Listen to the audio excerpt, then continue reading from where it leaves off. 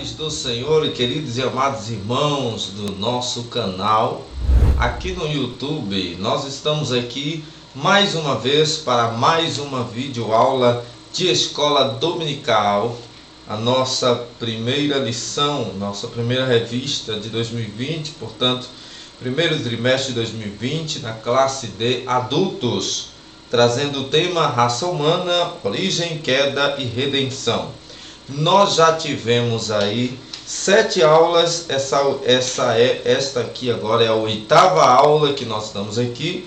A última aula nós tivemos ao vivo, não é isto? Onde nós falamos sobre soteriologia, nós falamos sobre a queda do ser humano, aprendemos um pouco sobre o livre-arbítrio. Aprendemos, por exemplo, que o homem ainda é detentor do livre-arbítrio, embora a sua condição diante de Deus, a sua situação não seja a mesma do período da inocência. Deus nos criou a sua imagem e semelhança e nos concedeu a oportunidade de podermos ser responsáveis por tudo que nós fazemos, nos dando assim o poder de termos decisão quanto ao certo e ao errado, não apenas ter opção, como alguns chamam de livre agência, mas também oportunidades. A lição de hoje é a lição de número 8 e ela será ministrada no dia 23 de fevereiro de 2020, ano em que estamos agora. Esta lição vem trazendo também como um tema bastante interessante. Eu sempre recomendo você ler a leitura bíblica diária na sua casa. Deve-se ter todo cristão o hábito de ler as Escrituras.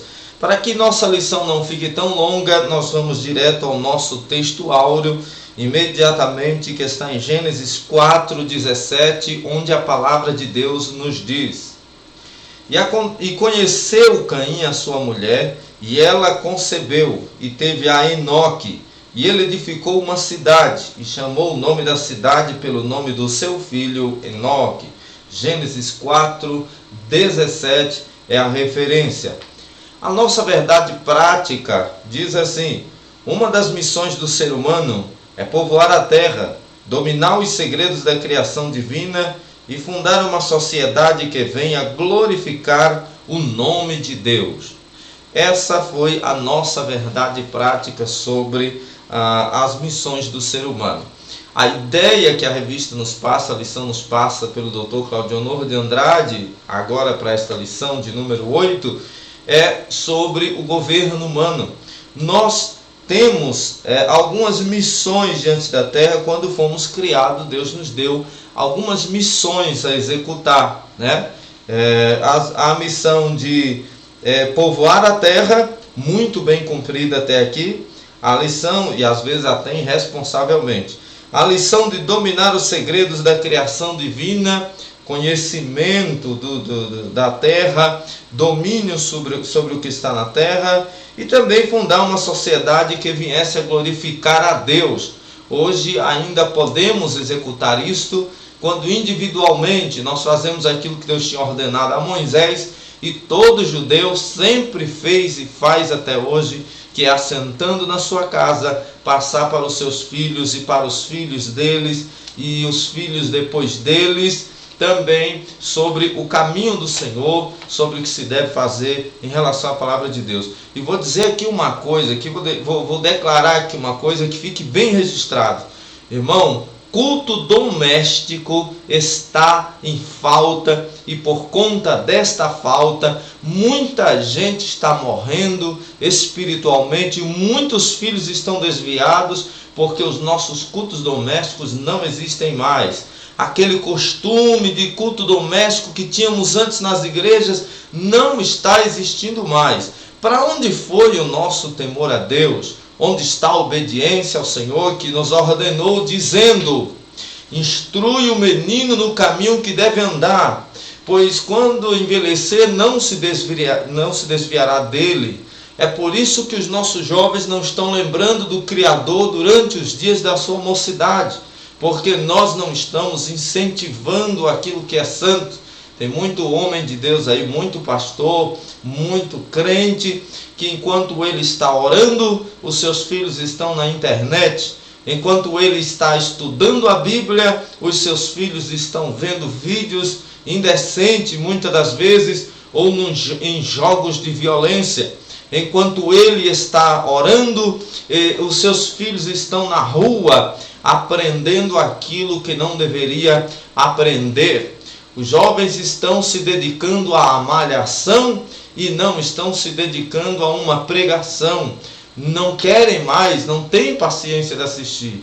E se você for, que não é o caso do cristão, e nem precisa ir, né? Tá aí os jornais, às vezes você vai passando numa avenida onde está acontecendo uma festa do mundo, uma festa mundana, festa do mundo, nosso linguajar, e você vê mais jovens do que senhor, senhora lá, porque nós não estamos executando o nosso papel de alcançar os nossos filhos. Atente para os seus filhos e não faça como Eli, e não faça como o profeta Samuel, e não faça como Davi, que tinha um monte de filhos desviados do Deus de seus pais. Amém? Vamos continuando aqui. Quis apenas abrir um aspa aqui para falar deste assunto, pois estamos falando sobre civilização, estamos falando sobre povoar a terra. Leitura bíblica em classe. Nossa leitura bíblica em classe está em Gênesis 4, 1 a 16, e eu vou ler, que diz assim. Acompanhe comigo na sua lição, na sua Bíblia. E conheceu Adão a Eva, sua mulher, e ela concebeu. E teve a Caim, e disse, alcancei do Senhor um varão. E teve mais a seu irmão Abel. Abel foi pastor de ovelhas, e Caim foi lavrador da terra. E aconteceu ao cabo de dias, que Caim trouxe do fruto da terra uma oferta ao Senhor. E Abel também trouxe dos primogênitos das suas ovelhas e da sua gordura. E atentou o Senhor para Abel e para a sua oferta, mas para Caim e para a sua oferta não atentou. Irou-se Caim fortemente, e descaiu-lhe o seu semblante. E o Senhor disse a Caim, por que te iraste? E por que descaiu o teu semblante? Se bem fizeres, não haverá aceitação para ti, e se não fizeres bem, o pecado jaz à porta, e para ti será o seu desejo, e sobre ele dominarás. E falou Caim com o seu irmão Abel, e sucedeu que, estando eles no campo, se levantou Caim contra o seu irmão Abel e o matou. E disse o Senhor a Caim, onde está Abel teu irmão? E ele disse, não sei, sou eu guardador do meu irmão? E disse Deus, que fizeste? A voz do sangue do teu irmão clama a mim desde a terra. E agora maldito és tu desde a terra, que abriu a sua boca para receber da tua mão o sangue do teu irmão. Quando lavrares a terra, não te darás mais a sua força. Fugitivo e errante serás na terra. Então disse Caim ao Senhor, é maior a minha maldade que o que possa ser perdoada. Eis que hoje me lanças da face da terra, e da tua face me esconderei, e serei fugitivo e errante na terra. E será que todo aquele que me achar me matará? O Senhor, porém, disse, portanto, qualquer que matar Caim, 7 vezes será castigado. E pôs o Senhor um sinal em Caim, para que não ferisse qualquer que o achasse. E saiu Caim de diante da face do Senhor, e habitou na terra de Nod, da banda do oriente do Éden. A nossa lição também possui um objetivo geral. O objetivo geral é esclarecer que Deus intervém na civilização humana. Existem também objetivos específicos. O primeiro é conceituar a origem da civilização humana. O segundo é correlacionar civilização e conflito. O terceiro é demonstrar o Deus que intervém na civilização. Civilização. O ser humano não vive sem isso. O ser humano precisa de grupo para viver. É um instinto de sobrevivência na Terra viver em grupos. Até mesmo entre os animais vemos o comportamento de viver em grupos.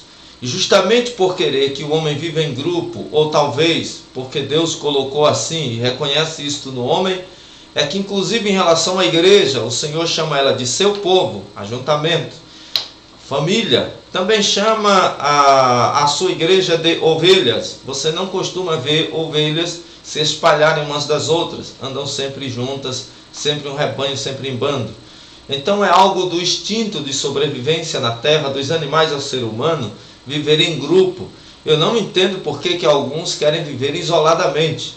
A parábola do filho pródigo em Lucas 15, o capítulo dos achados e perdidos, pois lá conta muita mais que uma parábola sobre achar e perder, achar e perder.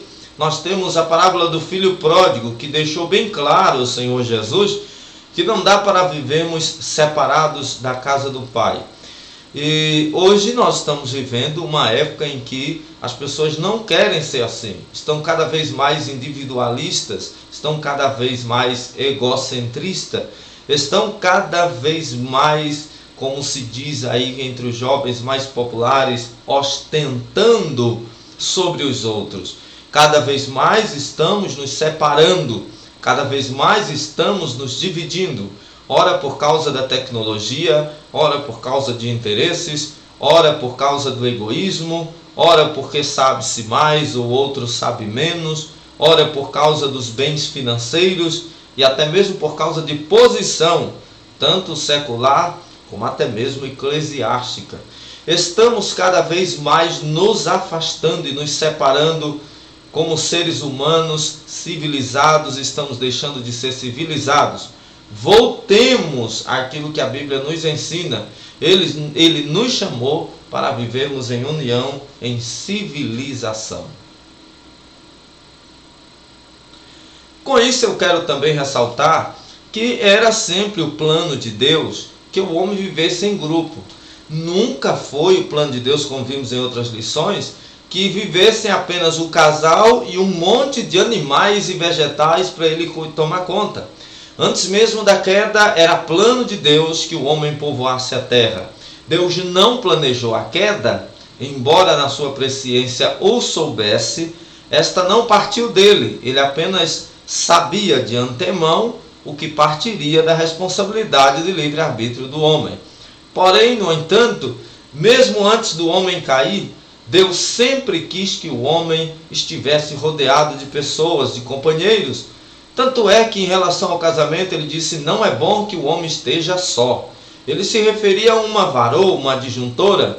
Evidentemente que a adjuntora traz com ela posteriormente o casamento, trará também filhos, que trará mais um grupo, responsabilidades, e trará também pessoas para estar ao seu lado. Então nós temos em nós, Deus colocou em nós o desejo de estarmos em grupo, de estarmos juntos. Por isso, meu irmão, que é desigrejado, entre aspas, isto não existe, mas criaram por aí, modernamente falando, você que se diz desigrejado, não há como você se explicar diante da Bíblia sobre essa questão de desigrejados. Você precisa estar em grupo. A Bíblia ensina a não abandonar a sua igreja. A Bíblia ensina a não abandonar a sua congregação. Ah, mas igreja somos nós. Aí é que está, meu amigo. Igreja somos nós? Sim. Na verdade, você aí distante, quando nós estamos longe, somos membros divididos. Quando nós nos ajuntamos ligados à igreja, somos um corpo e o cabeça é Cristo. Não temos como viver desmembrado e ser noiva do Cordeiro. Nós precisamos estar ligados à noiva. Não podemos ser galhos tirados da figueira. Não podemos ser galhos tirados da oliveira verdadeira. Precisamos estar junto daquele povo que vai morar no céu. Ele vem buscar um povo seu, zeloso de boas obras, que tem prazer em cultuar, em estar junto, em ter comunhão. Vamos prosseguir aqui. E hoje nós estamos vendo aí muitas pessoas, até mesmo os televisivos, fazendo essa pouca vergonha de ensinar os crentes a ficarem em casa tomando ceia sozinho, a se batizar, a serem batizados ou batizar-se a si mesmo, de qualquer forma até, né? Não é pequeno o número de pessoas amigados, fornicários que estão descendo as águas, tomando ceia, como se isto não fosse nada. Cadê o temor a Deus? Aonde é que vai parar a terra nesta situação? Nós sabemos pela Bíblia o que vai acontecer. Ponto central da nossa lição diz assim: fundar uma sociedade que glorifique a Deus é o que o Pai espera do homem. Até hoje ele assim espera que o homem o faça. Ele deseja, né? Em seguida veremos porque a civilização é marcada por tantos conflitos, dissoluções e violências. Essa é a nossa introdução. Deus jamais deixou de intervir nos negócios humanos, além de Criador, Ele é o Senhor de todas as coisas. Vamos lá então ver alguma coisa sobre essas questões? A origem da civilização humana. Neste tópico definiremos a civilização humana, realçaremos o casamento como a base da civilização e mostraremos o trabalho como o meio de sua subsistência. A civilização é um projeto de Deus. Definindo a civilização, eu costumo dizer que Deus já colocou o ser humano. Deus poderia ter criado o ser humano, depois lhe dado uma esposa, e não ter dado para eles nenhum tipo de animais, só aguardado vinha as esposas. Mas ele nunca esteve só, o ser humano nunca esteve só. Sempre teve companhia de Deus, teve companhia da criação, o restante da criação, e futuramente teve também a companhia da mulher. Sabemos que antes do pecado o homem não precisava dos animais para comer. Não havia morte nem entre o homem nem os animais.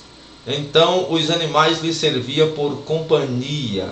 Ele tinha sempre seres vivos ao seu redor, a beleza da natureza lhe fazendo companhia. Mas não se achou disjuntora para ele, isto é, não tinha uma mulher, alguém que fosse semelhante a ele. Ele então notou a falta disto. A companhia daqueles seres viventes, animados, só podia ir até certo ponto, mas faltava-lhe alguém que ele pudesse humanamente se comunicar. Somente com Deus ele se comunicava, o que não é pouca coisa, é claro, mas o ser humano precisa de outro ser humano. Por isso não dá para a gente ser egoísta, dizer que eu só preciso de Deus, não preciso de igreja, não preciso de irmãos, não preciso de ninguém. Meu negócio é só com Deus. Está totalmente arrogante, porque na verdade nós precisamos da companhia dos outros. Vamos lá, somos irmãos. Tópico 1, primeiro subtópico diz: definindo a civilização.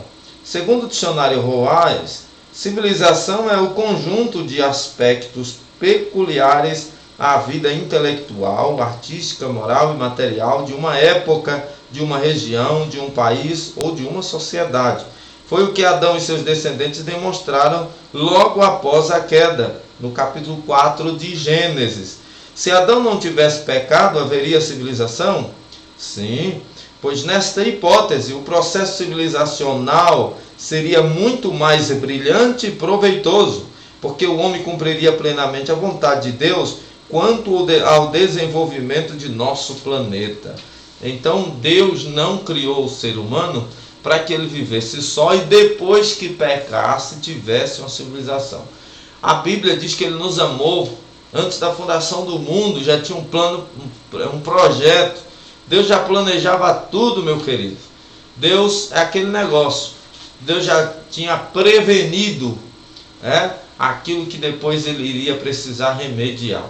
Ele então já tinha preparado o seu plano, como quem sabe todas as coisas, mas independentemente da queda humana, Deus sempre planejou que o homem vivesse em sociedade em civilização.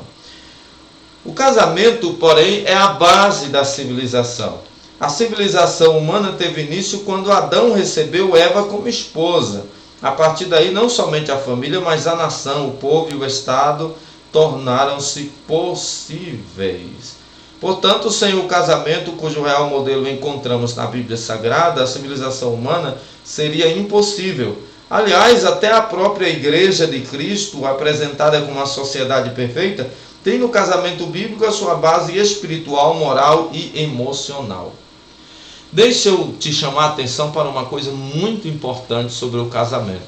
Muita gente pergunta por que só é permitido nas igrejas cristãs mais conservadoras, que seguem os fundamentos bíblicos, só se batiza pessoas, só concorda com pessoas tomarem ceia, se batizarem-se nas águas, serem batizadas nas águas apenas depois do casamento civil, mesmo vindo elas do mundo,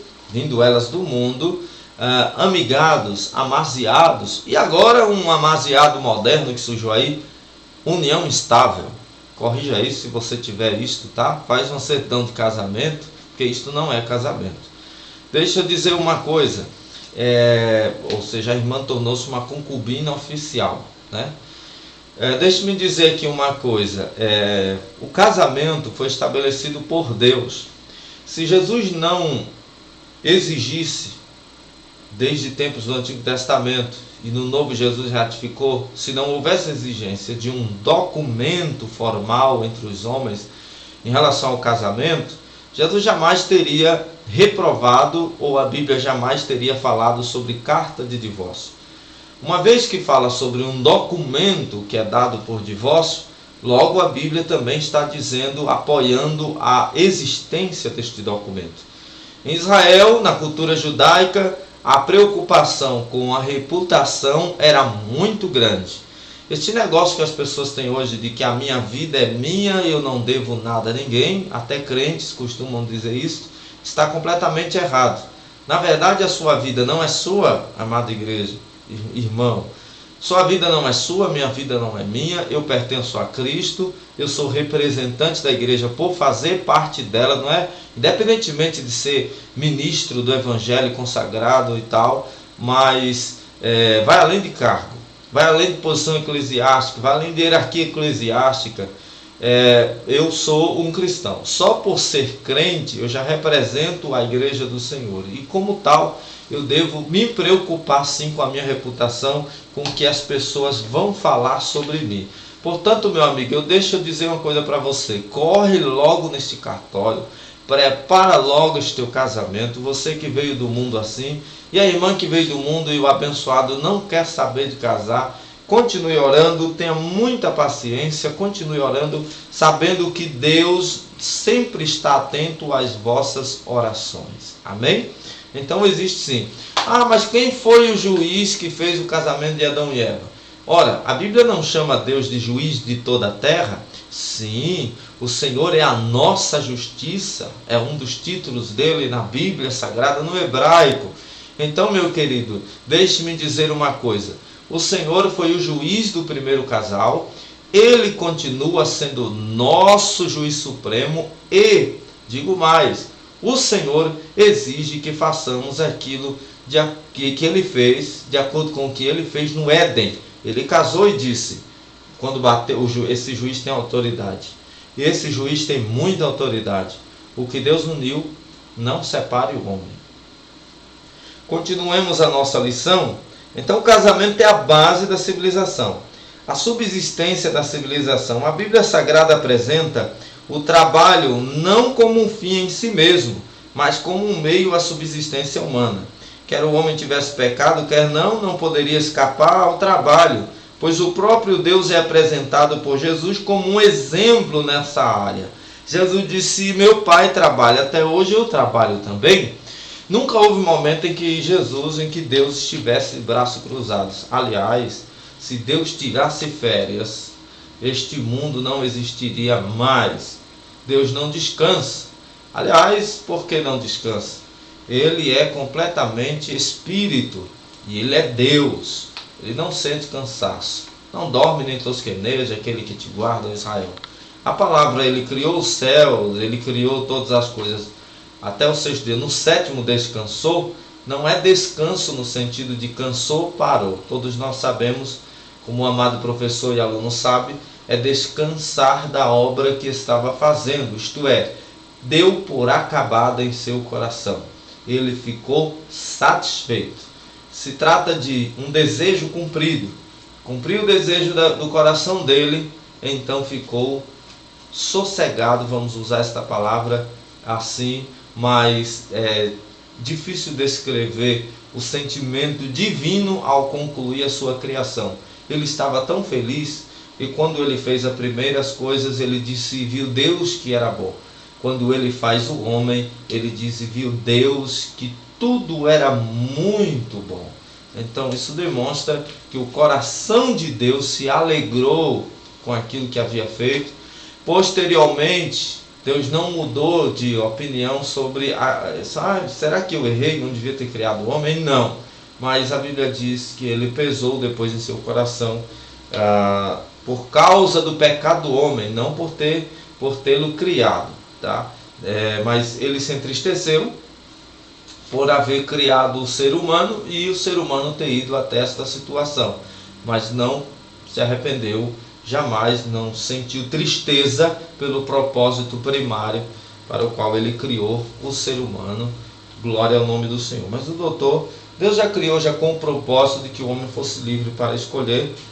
Vou repetir aqui, tá bom? Com toda a polêmica que alguns criaram, o homem continua tendo sim seu livre-arbítrio, o que responsabiliza o homem diante de Deus, tá? Deus não é o responsável por alguém para o inferno, e não é o responsável por alguém não ir no sentido de que Deus empurra ele para dentro da salvação. Não. Ele diz: vinde a mim. Civilizações e conflito.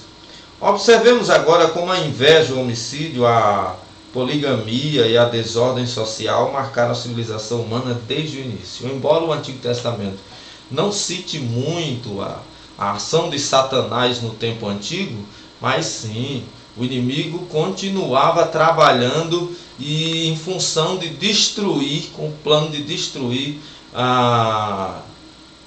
o homem, né? O homem em se levantar contra a vontade de Deus, contra o projeto de Deus. O inimigo continuou trabalhando para que o homem fosse destruído e saísse da presença do Senhor, não agradasse mais o Senhor. Caim e Abel. Os primeiros filhos de Adão dedicaram-se à subsistência básica da civilização humana, à agricultura e à pecuária. Caim fez-se lavrador, enquanto Abel, seu irmão, dedicou-se ao pastoreio. Duas coisas que Deus havia dado para o seu pai. Deus tinha mandado ele cuidar e lavrar. Então um cuidava, o outro lavrava a terra. Um cuidava dos animais, outro lavrava a terra. Dedicou-se ao pastoreio. Veja que essa função de cuidar de ovelha é antiga, né? Vamos continuando. Sem ambas as atividades, a civilização torna-se inviável. Para que pudessem viver em sociedade, eles já aprenderam a cuidar aqui fora, como os pais aprenderam a cuidar lá dentro. A cidade foi na convergência de ambas as atividades que Caim, o agricultor, movido por uma inveja maligna, matou Abel, o pecuarista temente a Deus. Veja bem, alguns contestam, afirmam que o Senhor teria matado Caim porque a oferta de Caim não agradava a Deus, mas a de Abel era um cordeiro. É verdade que a oferta de Abel representava uma expiação. Abel estava reconhecendo culpabilidade, mas o Caim também tinha uma oferta que também agradava a Deus. Era uma oferta de gratidão. Ofertar ofertas pacíficas, ofertar coisas ao Senhor, produtos da terra, era também uma forma de dízimo, né? Das primícias daquilo que você plantou, as primícias da tua colheita, era sinal de gratidão, era um sacrifício de gratidão. Encontramos isso nas leis de Moisés e Levítico. Mas o que acontece, querido, é que o que fez Deus rejeitar, o texto deixa bem claro que o que fez Deus rejeitar a oferta de Caim não foi o que Caim pôs no altar em relação ao que Abel colocou, mas foi o coração de Caim em relação ao coração de Abel. Enquanto Abel tinha o coração realmente sincero diante de Deus, o Caim não o tinha, tendo inveja, e aquela inveja não nasceu no momento daquele culto a Deus. Aquela inveja nasceu de antemão, por ver que por agradar a Deus, o seu irmão Abel era mais abençoado certamente em toda a sua vida. Agora note uma coisa interessante, você que está aí afastado da igreja, dizendo: eu saí da igreja porque lá tem este defeito, lá tem aquele outro. Irmão, o maior defeito que tinha lá era você mesmo, que não conseguia enxergar que a primeira vez que aconteceu um homicídio na história humana, a primeira vez que aconteceu um assassinato na história humana, foi justamente num culto entre os crentes. Exatamente isso. Caim matou o seu irmão num culto. Agora você imagine, se reunir para adorar a Deus e matar o seu irmão. De certa forma, ainda não fazemos isso? De certa forma, nós estamos nos reunindo para cultuar e acabamos matando o nosso irmão. Portanto, quando fores ao templo, quando fores adorar o Senhor no templo, em casa, onde quer que seja, em nome de Jesus, não mate o teu irmão. Vigia com o teu irmão. Você que está afastado da igreja e se tornou um tal de desigrejado, que já passa de 1 milhão, infelizmente, no Brasil, esta onda americana que veio aqui, você que está aí afastado da igreja, volte logo depressa. Enxergue-se, irmão, que você precisa de Deus e que muitas das vezes, por sair de lá e andar ensinando coisas erradas para tirar teus irmãos da igreja, tu também está matando o teu irmão. Não mate o teu irmão. Respeite o teu irmão. Se Deus aceita mais o teu irmão, procure fazer o que o teu irmão faz para agradar a Deus, e você também conquistará a graça, o favor não merecido de Deus, especial por você. Então tenha muito cuidado com essa questão. É interessante, o primeiro assassinato foi em um culto. Quem diria, hein? E olhe, que eu vou dizer uma coisa. O pessoal coloca Caim como alguém que não tinha com Deus nenhuma comunicação. Não, ele não era incomunicável com Deus. Observe que o próprio Deus repreendeu Caim. O próprio Deus repreendeu Caim. Não foi por meio de profeta, não, irmão. Não foi por meio de mandar recado, não, como a gente costuma dizer. O próprio Deus veio até Caim e o repreendeu. O próprio Deus falou com Caim. Isto é prova de que Caim, ele tinha sim uma certa aproximação com Deus. Note que é depois do pecado. Note que o Espírito não habita em Caim, como não habitava em nenhum homem. Isto é coisa da graça, tá? O Espírito do Consolador veio para ficar. Mas ali ainda não era o caso, na dispensação do governo humano, da consciência. O que acontece, irmão, é que o Caim, ele mesmo com toda essa aproximação, a ponto de poder comunicar-se com Deus, ele endureceu, aqui apresenta mais uma vez o livre-arbítrio, ele endurece-se, mesmo Deus lhe havendo falado pessoalmente. Não foi a pregação do pregador. E ele endurece sua cerviz e resolve matar o seu irmão. E muita gente assim, ouve a palavra e não tem jeito. Deus fala com ele e não tem jeito. Deus usa até os dons para falar com ele, usando os seus instrumentos na sua obra, e não tem jeito. Ele é insistente, ele é teimoso, ele mata um, ele assassina o outro, ele enferma o outro, ele destrói o sentimento do outro. Ele é um assassino dentro da igreja. Por quê? É a síndrome de Caim que está nele. É a síndrome de Caim que está nele. E aí as gerações foram ficando piores. Olha a situação de Lameque. 2. Subtópico 2 do tópico 2 também diz assim: a cidade de Lameque. Enoque, não confundir com o piedoso ancestral de Noé, tá? O Lameque, tá bom? O Enoque, não confundir com o piedoso ancestral de Noé. Esse é outro Enoque. Por favor, não confunda. Foi bem colocado aqui pela lição, que eu não estava lembrado de fazer essa diferença aqui. Foi o nome da primeira cidade fundada na terra, estabelecida por Caim, logo após este haver assassinado Abel. A cidade de Enoque foi marcada pela violência e pela banalidade quanto à vida humana. Tanto é que Lameque, um dos netos de Caim, matou 2 homens por motivos fúteis, e em seguida celebrou o seu duplo homicídio com uma poesia. Matei um homem por me ferir, um jovem por me pisar, não é assim? É isso aí. O que acontece, irmão? Esse pisar aí, alguns comentaristas afirmam, seria pisar no sentido sentimental, né? Humilhar. Mas, ao que parece, no original hebraico, é pisar fisicamente. Então, alguém pode ter pisado no pé dele, ou pisado nele de alguma forma, machucado ele de uma maneira física, que ele acabou assassinando o sujeito. Veja como não parece os dias de hoje? Pois é, está aparecendo. Um dilúvio está para chegar, viu? Desde então, a violência vem sendo celebrada em poemas, crônicas, romances e filmes. Mas virá o tempo em que os homens não mais aprenderão a se matarem. Uma coisa que a gente tem que destacar aqui. Às vezes a gente comete o erro de assistir uma coisa, né? Nós cristãos, que às vezes temos por algo muito natural que todo mundo assiste nos dias de hoje.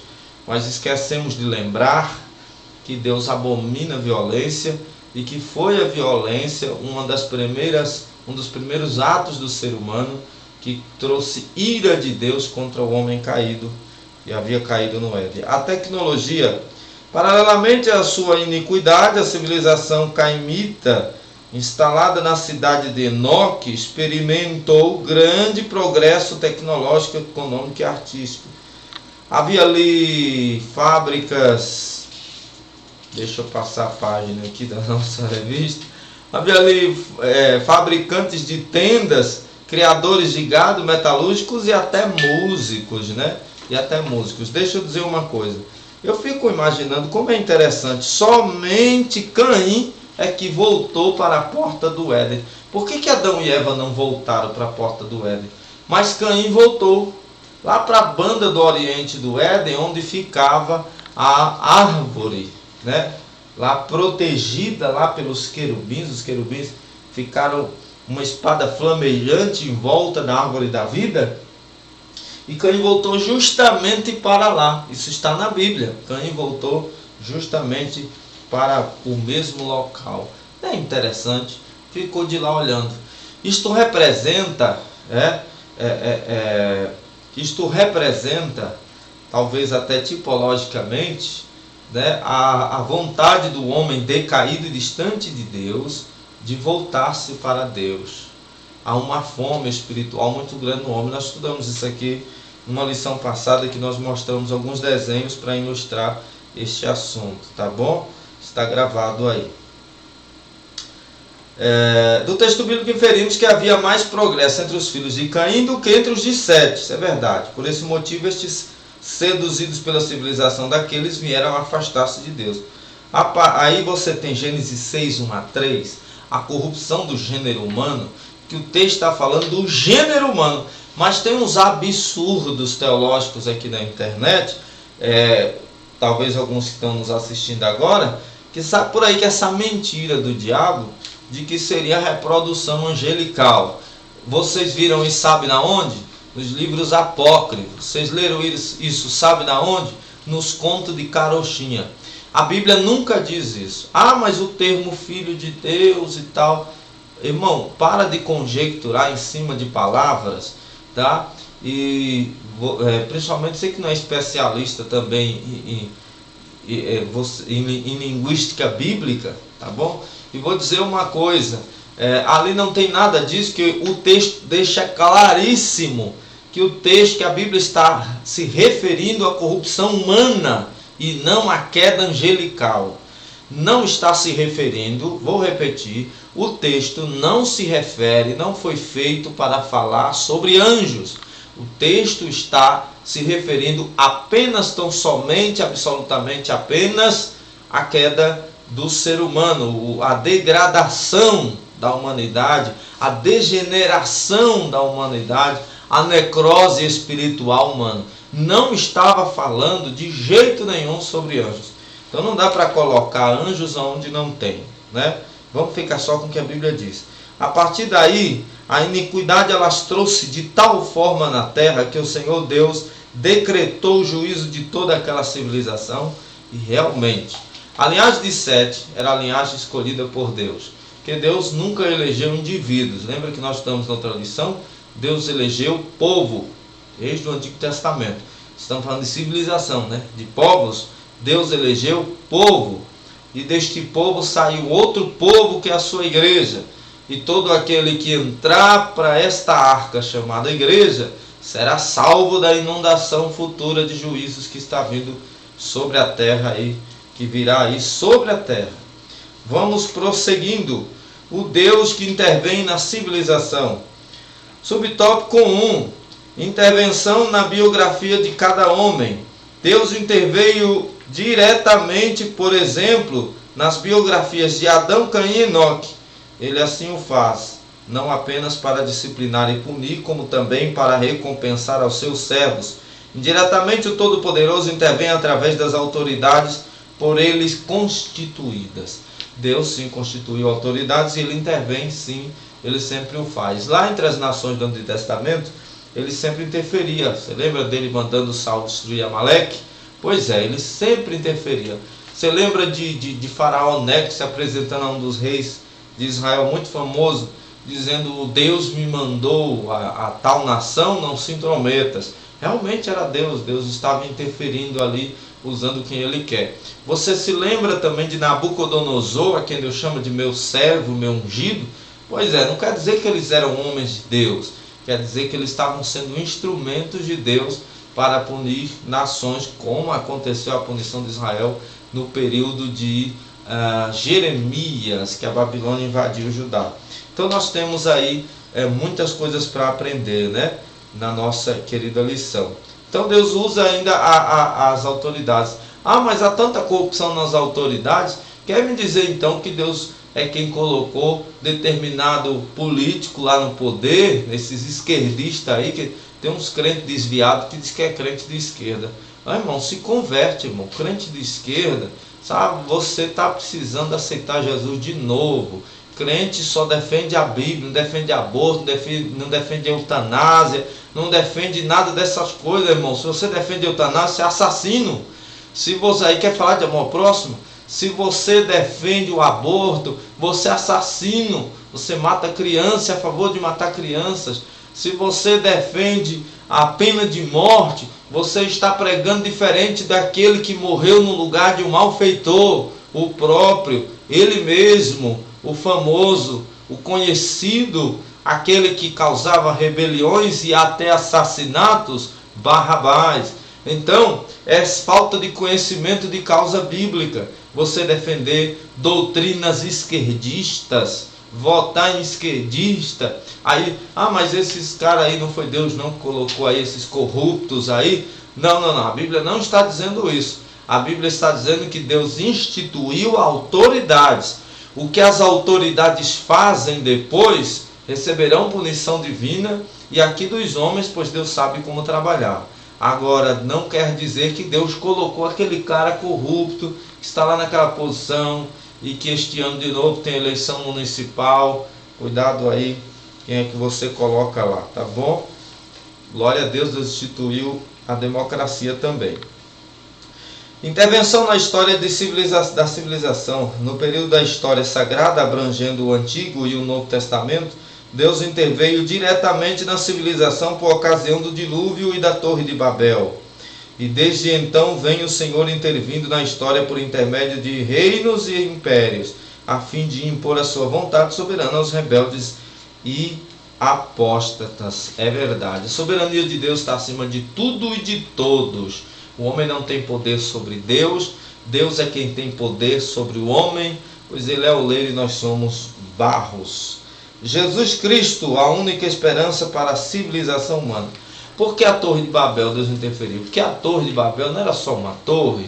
Hoje não existe coisas tão grandes, que talvez na época maiores até que a Torre de Babel, feita de uma forma bem primitiva, com muita dificuldade, um dos maiores monumentos do mundo antigo, o maior monumento do mundo antigo existente hoje, as pirâmides do Egito, Keops, e Miquerinos. O que acontece, querido, aquelas tumbas, aquelas sepulturas do faraó, também representa o egocentrismo do homem, representa a altivez de espírito do homem, representa não apenas a crença no além-túmulo, mas representa também o egocentrismo do ser humano, do homem. Se você olhar as esfinges do faraó, sempre o rei é uma figura de estátua maior do que a rainha e de que seus filhos ou seus súditos. A mesma coisa acontece nos desenhos, né, egípcios que nós encontramos. Aqueles símbolos ali é símbolo de grandeza real. O que acontece, querido? O que acontece é que a Torre de Babel não era diferente. Na civilização antiga, construir aquela torre, tocar até o céu, chegar até Deus, representava, você lembra alguma coisa você? Pois é, tem uma síndrome de Satanás aí, porque o diabo também intencionou subir às mais altas alturas. Isso quer dizer que ele estava embaixo, né? Subir às mais altas alturas seria semelhante ao Altíssimo. Então o que acontece? Alguém quis construir uma torre gigante, liderado por alguém, para que ele pudesse assim demonstrar o tamanho da arrogância. Mas aí o Senhor interferiu. E Deus ainda interfere. Você não acredita nessa história de que o Deus do Antigo Testamento é um, Deus do Novo Testamento é outro. Deus é um só, tá bom? Malaquias 3, eu sou o Senhor e não mudo, ele é imutável. Jesus Cristo é a única esperança para a civilização humana. Às vezes somos levados a pensar que o Senhor Jesus veio a este mundo apenas para salvar indivíduos. Todavia o amor de Deus não se limita às biografias, porque ele, amando o mundo de tal maneira, enviou seu unigênito para salvar a todos, inclusive a civilização e a história.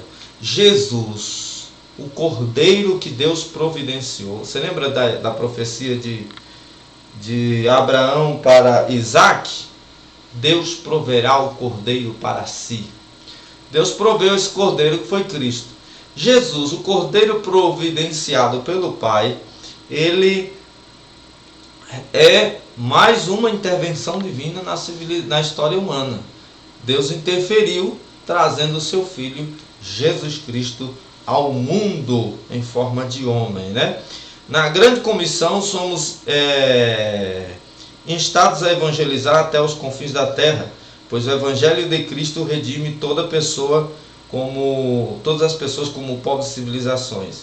Chegará o dia em que toda a terra encher-se-á do conhecimento do Senhor.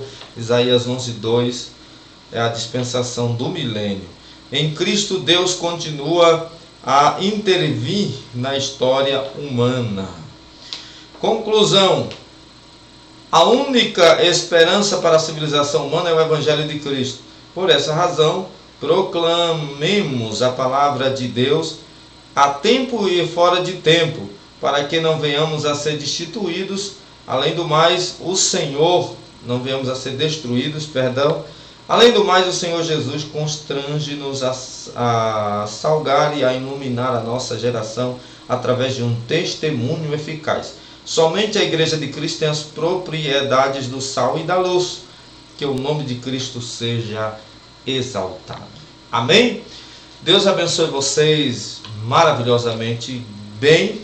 Eu agradeço muito a vossa companhia. Por favor, compartilhe. Lembra que nós falamos do egoísmo. Não seja egoísta. Compartilhe com o teu irmão esta aula no WhatsApp, onde quer que seja, nos grupos de WhatsApp. Nós agradecemos muito o seu apoio. Deixa o teu joinha aí, se inscreve no canal. Deus abençoe. Próxima lição, lição 9, o primeiro projeto de globalismo.